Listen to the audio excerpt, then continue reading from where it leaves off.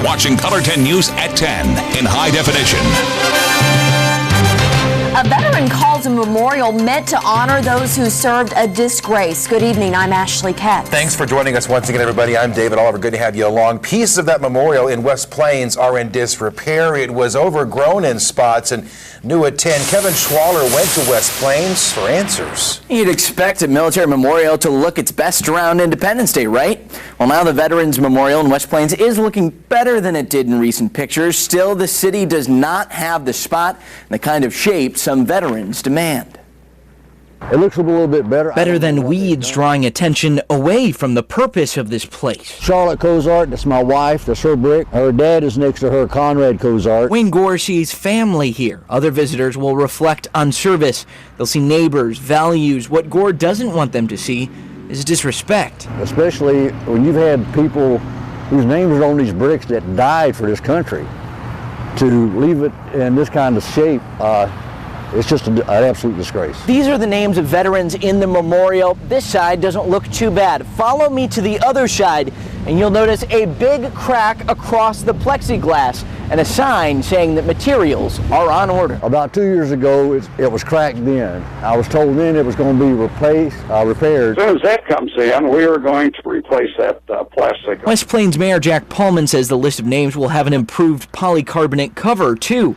Paulman says some of Gore's other concerns, such as the condition of this flagpole and plate, are the responsibility of other organizations. He says the city is also creating an official board that will be in charge of this space. I certainly hope we can find some volunteers to sit on that board and to help us and get everything back to normal again, like it should be. So Gore believes the changes aren't happening fast enough. Gore is an Air Force veteran, and the mayor tells us that he'll check in with the juvenile office to see if some kids can get some public service by tidying up the spot if it still needs more work. And Paulman says the city is still drawing up duties and expectations for that board. All right, Kevin, we'll continue to follow that story. Lindsay Day is in for Jamie Warner tonight, and she has your warmer Ozarks first forecast. That's right. Things are going to be heating up even more across the Ozarks, especially by the end of our weekend. And today we got pretty warm as well.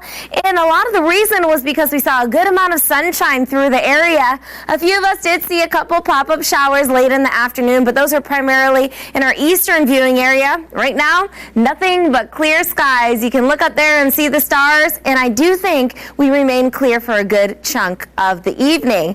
Temperatures today got up to 87 degrees, which is only 1 degree below our average temperature for this time of year. And you know, we've been in a below average streak for the past 7 days straight. This was the 7th day in a row of below average temperatures, but now we are at the end of that streak, my friends. We are going back to a summer feel. That means more heat, more humidity coming right around the corner. Tomorrow we start to feel those warmer temperatures with highs topping out in the upper 80s. Perhaps a light shower in the morning. Other than that, lots of sunshine so you can get back outdoors and enjoy. I'll have more with your 7-day forecast coming up in just a little bit. All right, Lindsay, thanks. Tonight, new at 10, Springfield police investigate a shooting.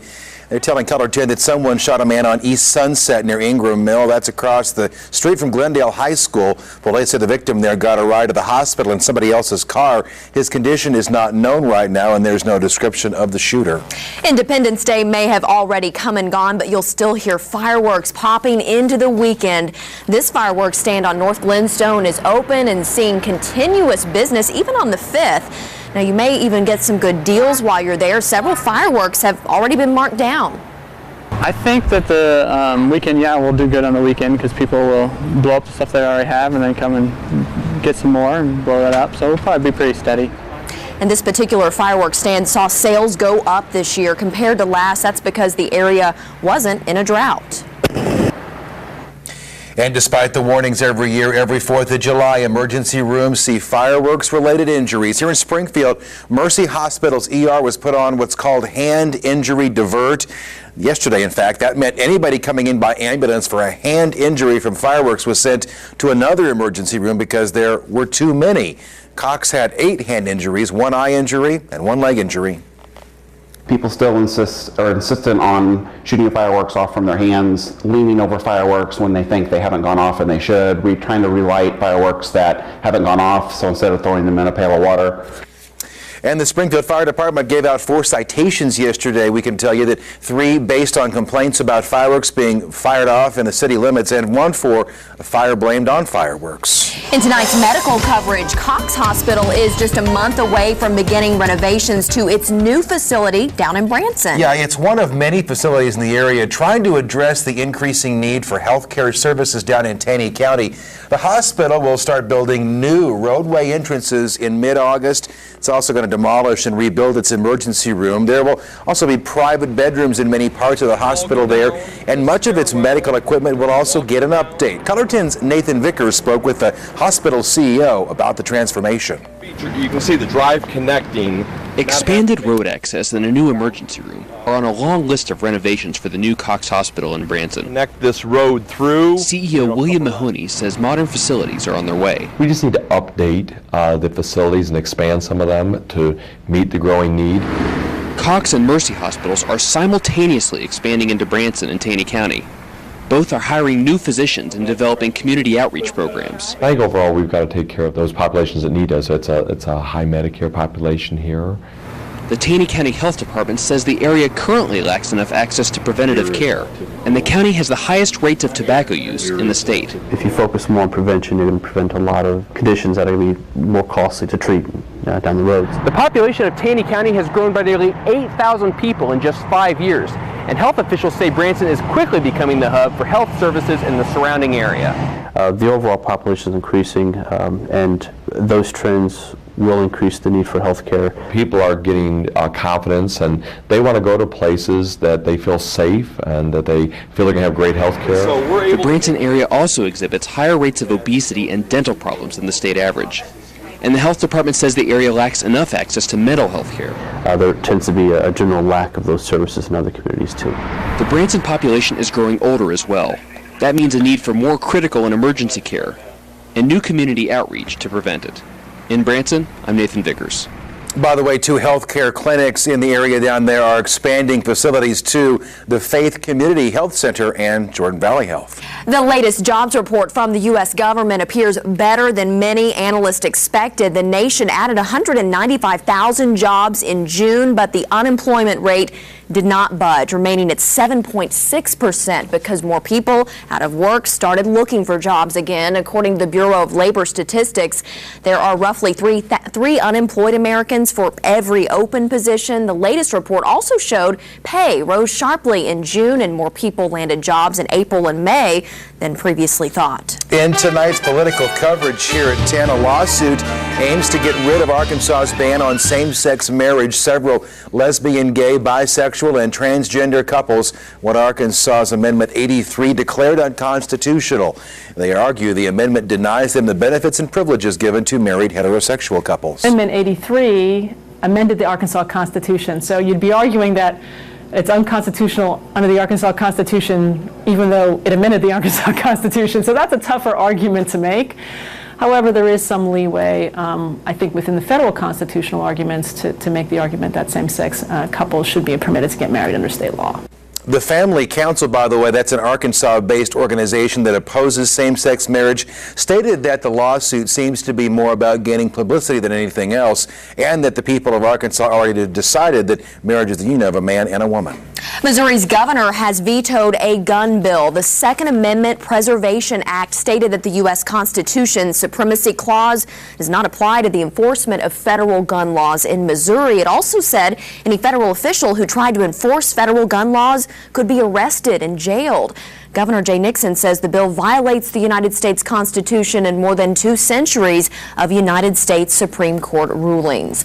A plan to improve bridges gets off the ground. It started with a professor and his students in the Ozarks. We could use them for inspection by flying along and looking for any damage in the structure. Tonight, the benefits of using an unmanned aerial vehicle to check bridges and the kinks that still need to be worked out. And we'd like you to follow us on Facebook. It's easy to do. Look for the Facebook icon on ozarksfirst.com and like our page.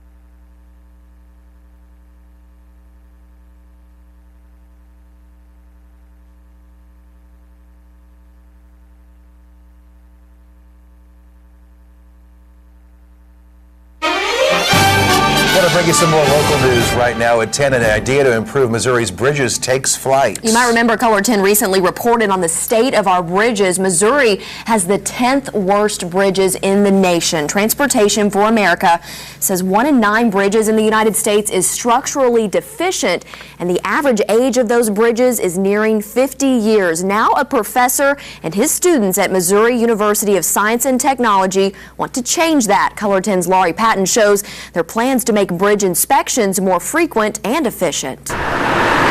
This bridge in Kimberling City spanning Table Rock Lake was inspected in June for the first time in 2 years.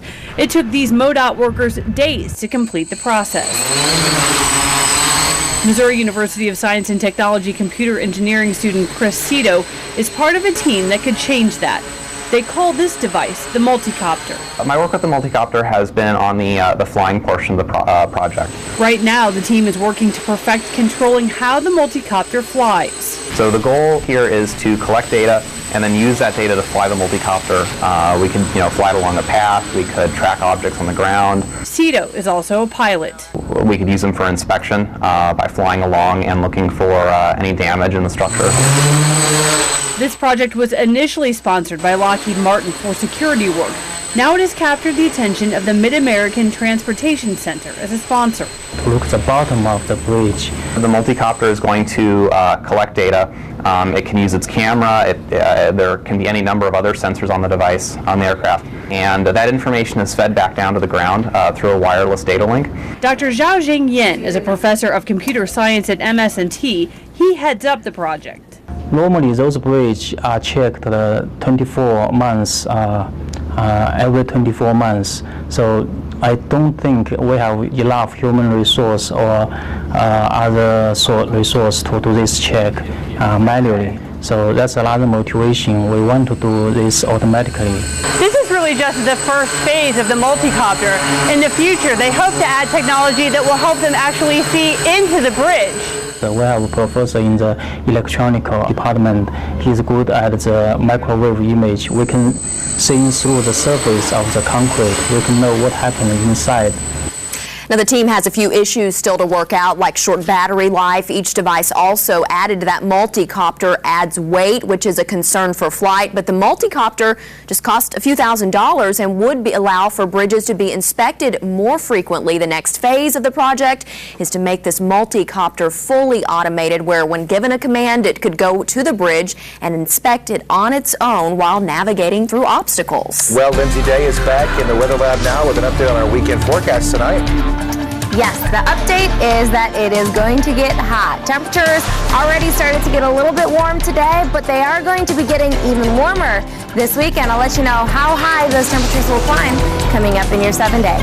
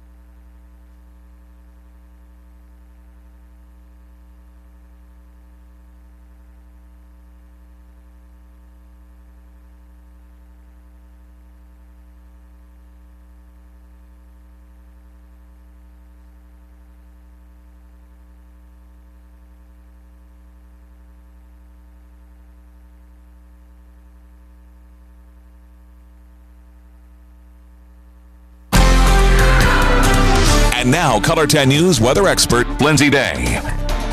Welcome back, and the weekend is finally here. Well, for some of us, it's probably been a long holiday weekend, and you started it yesterday, but the good news is that I think the weather is going to be cooperating for us. If you have those outdoor plans, we should be seeing a good amount of sunshine. As a matter of fact, today we saw a lot of sunshine through the area, just a few pop-up showers in portions of our eastern viewing area, but those have all ended, and we're seeing nothing but clear skies as we wind down for this evening.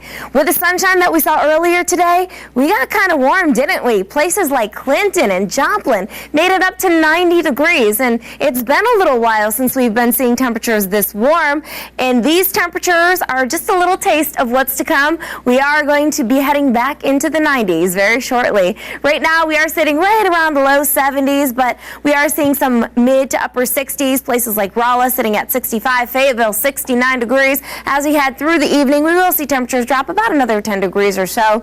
To recap on what we've been seeing in terms of the temperature world, the first week of summer started off very strong with high temperatures. We made it all the way up to 96 earlier, or actually at the end of last month. And then this past week, we've been seeing cool temperatures well below average. And actually, we hit a high of only 78 degrees on the last day of last month. But notice how these temperatures have been slowly increasing, and we've been climbing up that temperature ladder.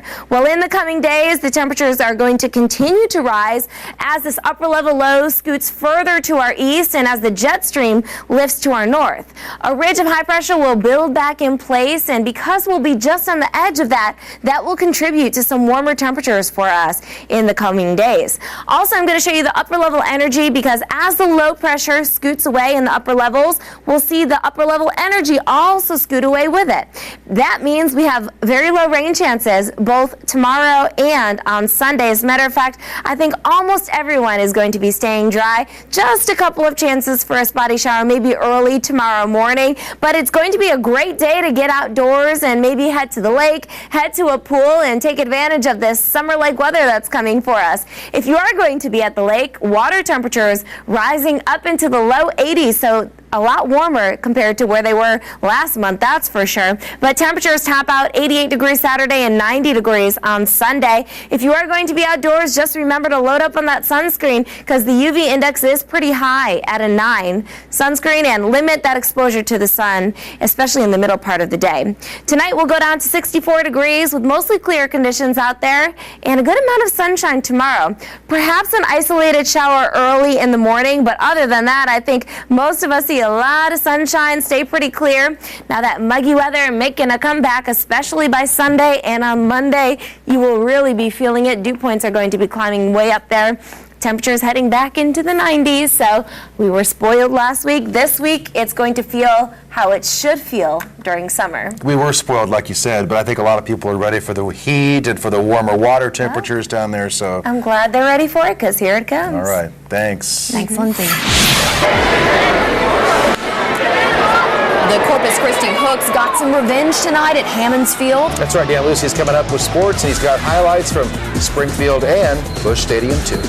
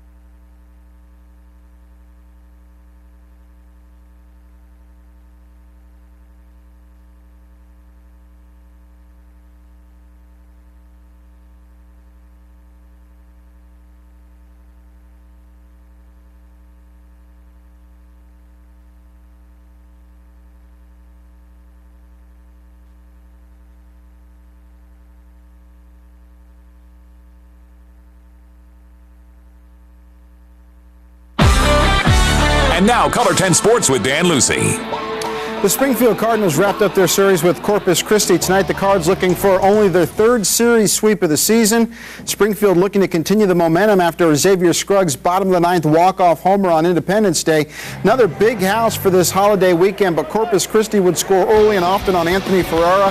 Jonathan Meyer singles to left, and Ronald Torreyes comes in to score to make it a 1-0 Hooks lead.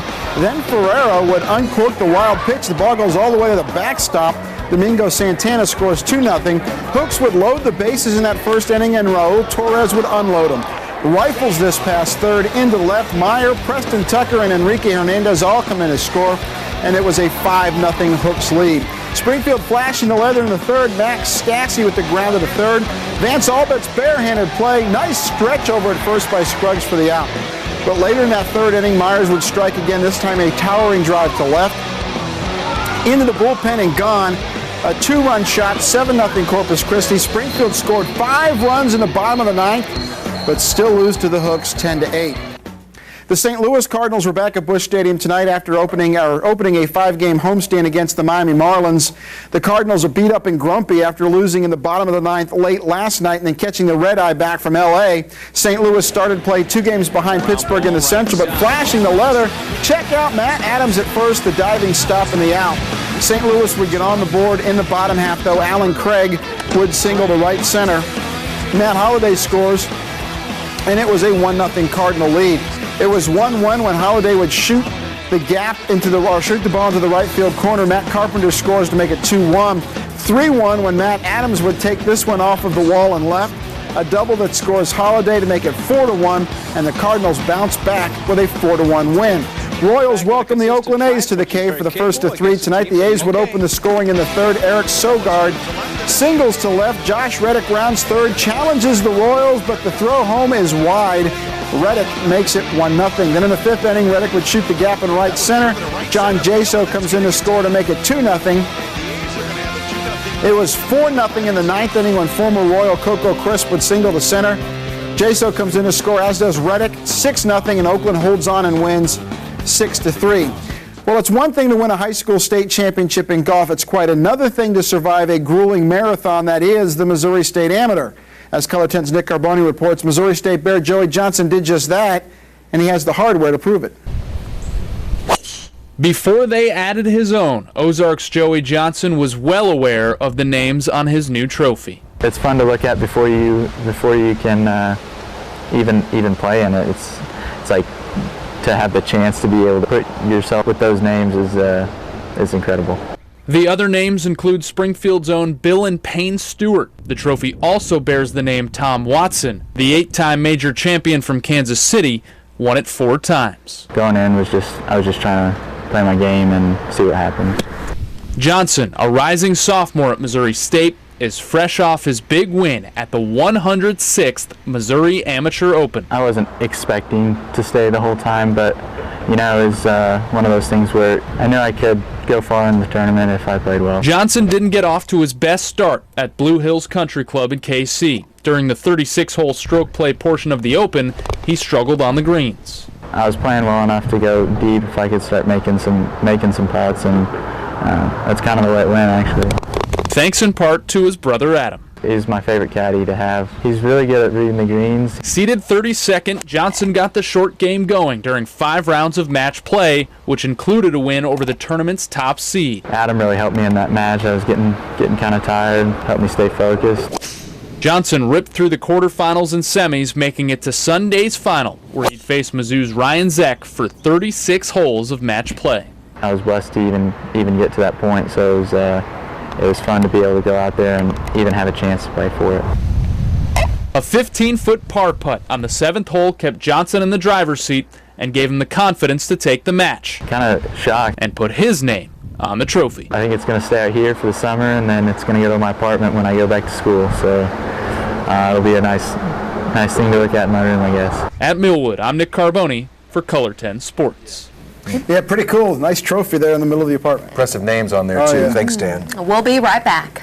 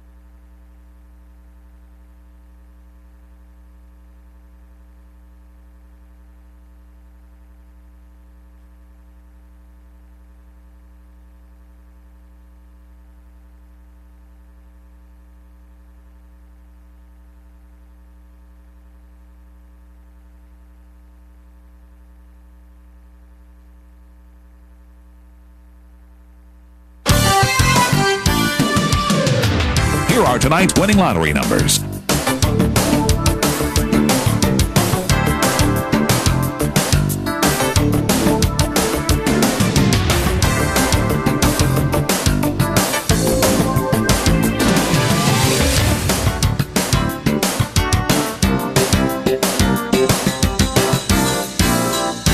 Color 10 News will continue in a moment.